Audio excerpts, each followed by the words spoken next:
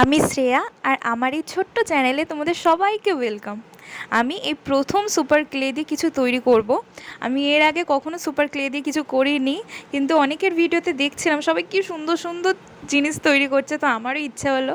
আর তোমরা আমার আগের ভিডিওগুলো তো দেখলে বুঝতেই পারবে আমি মল্ডিড ক্লে দিয়ে অনেক কিছু তৈরি করেছি, কিন্তু এই ক্লেটা দিয়ে করা হয়নি।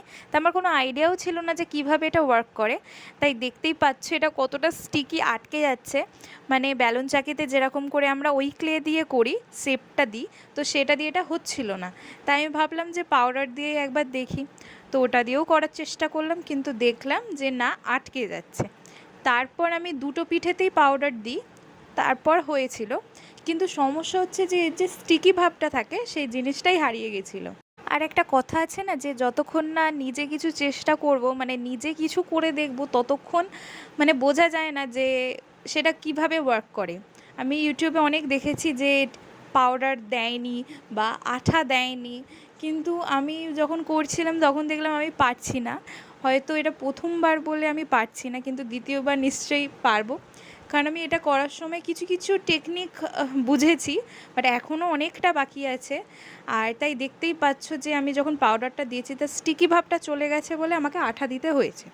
কিন্তু আমি অনেক ভিডিওতে দেখেছি বা কমেন্ট পড়েছি যে আঠা নাকি লাগে না, এটা নিজেই মানে স্টে হয়ে যায়। মানে তোমরা যে ডিজাইনগুলো করবে সেগুলো নিজেই আটকে যায়। কিন্তু আমার বেলায় হচ্ছিল না, তাই আমি প্রথমে আঠা দিয়েছিলাম।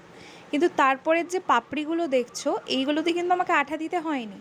বললাম না যে প্রথমবারে চেষ্টাটা একটু টাফ হয়, প্রথমবারে চেষ্টা করলেই যে সেটা ঠিক হবে তা না, কিন্তু করতে করতে সেটা তোমাদের অভ্যাস হয়ে যাবে।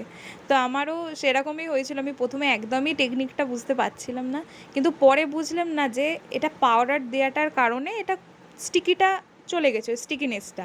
কিন্তু তারপরে ঠিক হলো। আর দেখতেই পাচ্ছ কেমন হয়েছে। আর আমি ডেকোরেট ভার্নিশ ইউজ করেছি। আর পুরো ভিডিওটা তোমরা দেখো। আমি ভেবেছিলাম যে শর্ট ভিডিওই দেবো, কারণ তোমরা কেউ দেখোই না বড় ভিডিও, তাই আমি বড় ভিডিও ছাড়িও না। আর এই ভার্নিশটা দিয়ে দিলাম যাতে এটা খুব সুন্দরভাবে স্টে করে। আর এটা আমি কি চেন বানাচ্ছি এটা তো তোমরা দেখেই বুঝতে পেরেছো। তোমরা পুরো ভিডিওটা দেখো আর কমেন্ট করে জানিও যে আমি পরের বার কী বানাবো। এটা আমি পদ্ম পাতার উপর পদ্ম ফুল করার চেষ্টা করেছি, জানি না কতটা ভালো হয়েছে। তোমরা জানিও যে আমি ঠিকঠাক মতো করতে পেরেছি কি না। আর পুরো ভিডিওটা দেখো, চ্যানেলটা সাবস্ক্রাইব করে দিও আর পাশে থেকো।